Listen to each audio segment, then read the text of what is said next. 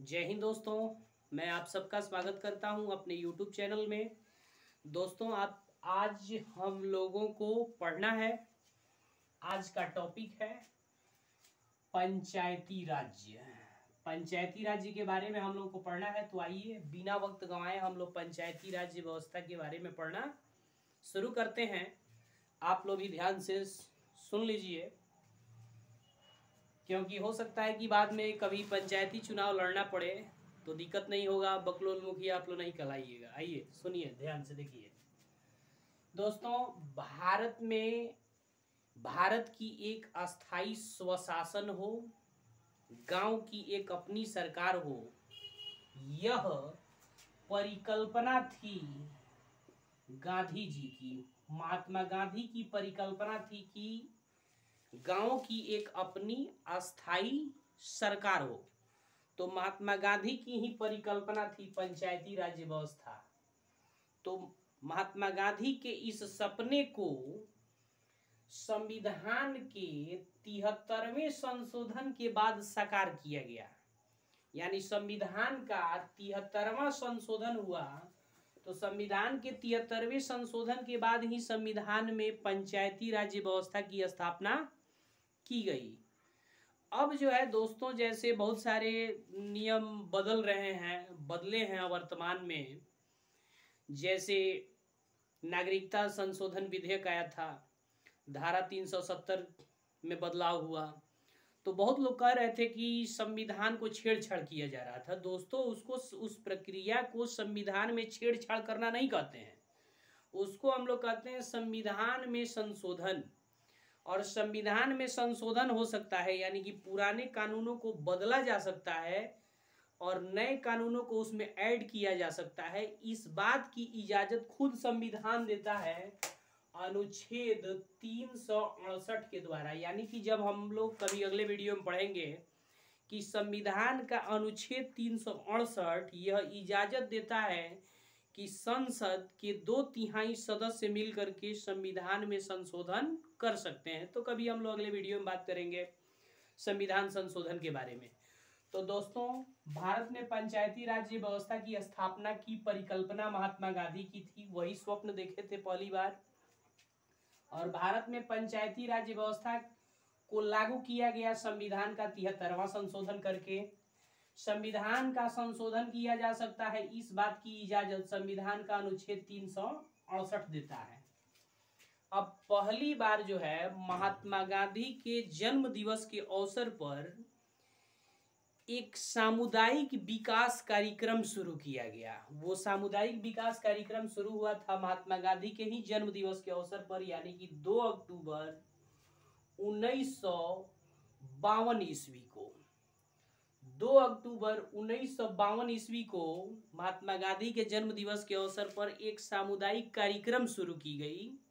वो सामुदायिक कार्यक्रम अपने लक्ष्य में काफी कामयाब रहा।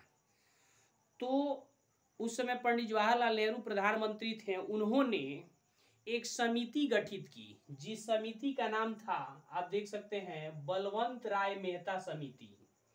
बलवंत राय मेहता समिति जो है रिसर्च करके अपना रिजल्ट प्रकाशित की 1958 ईस्वी में। यानी कि बलवंत राय मेहता समिति का कहना था कि भारत में पंचायती राज्य व्यवस्था की स्थापना की जा सकती है।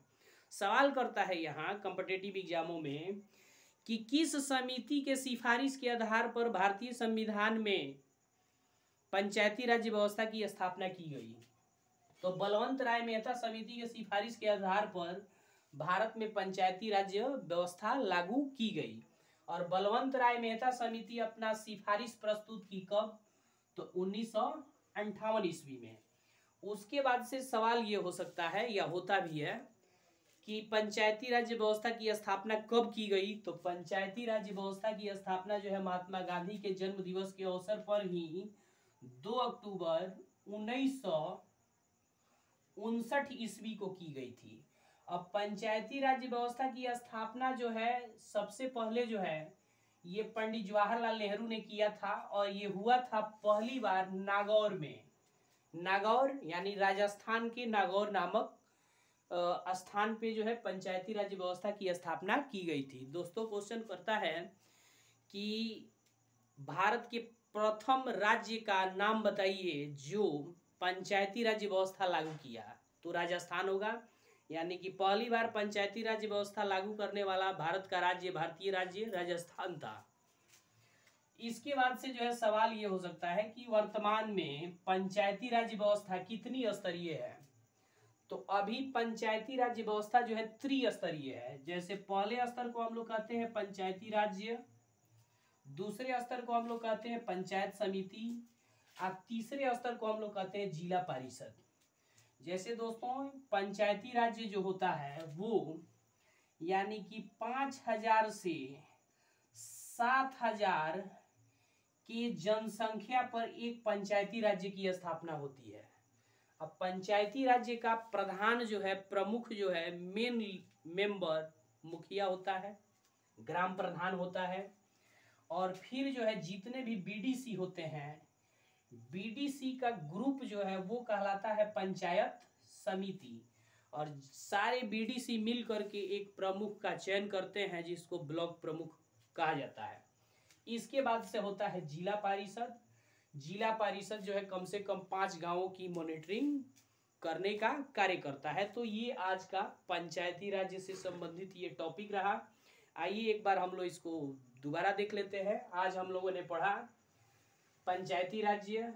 पंचायती राज्य, भारत में पंचायती राज्य व्यवस्था की स्थापना हो ये महात्मा गांधी की कल्पना थी। संविधान के 73वें संशोधन को करके पंचायती राज्य व्यवस्था को लागू किया गया। संविधान में संशोधन करने का अधिकार संविधान का ही अनुच्छेद 368 देता है। और पहली बार एक सामुदायिक विकास कार्यक्रम की शुरुआत 2 अक्टूबर 1952 ईस्वी को की गई थी, महात्मा गांधी के जन्मदिवस के अवसर पर। यह सामुदायिक कार्यक्रम अपने मिशन में काफी कामयाब रहा। तो एक समिति बनाई गई जिस समिति का नाम था बलवंत राय मेहता समिति, और यही बलवंत राय मेहता समिति जो है 1958 ईस्वी में ये बात प्रकाशित की, अपनी रिजल्ट दी कि भारत में पंचायती राज्य व्यवस्था की स्थापना की जा सकती है। तो दोस्तों यहाँ क्वेश्चन करता है कि किसके सिफारिश के आधार पर भारत में पंचायती राज्य व्यवस्था की स्थापना की गई। तो हम लोग कह सकते हैं कि बलवंत राय मेहता समिति के सिफारिश के आधार पर भारत में पंचायती राज्य व्यवस्था की स्थापना की गई। अब पंचायती राज्य व्यवस्था को लागू कब किया गया, तो वही 2 अक्टूबर 1959 ईस्वी को पंचायती राज्य व्यवस्था लागू किया गया। और उस समय भारत के प्रधानमंत्री थे पंडित जवाहरलाल नेहरू। तो पंडित जवाहरलाल नेहरू ने ही महात्मा गांधी के जन्म दिवस के अवसर पर यानी कि 2 अक्टूबर 1959 ईस्वी को ही पंचायती राज्य व्यवस्था लागू किया।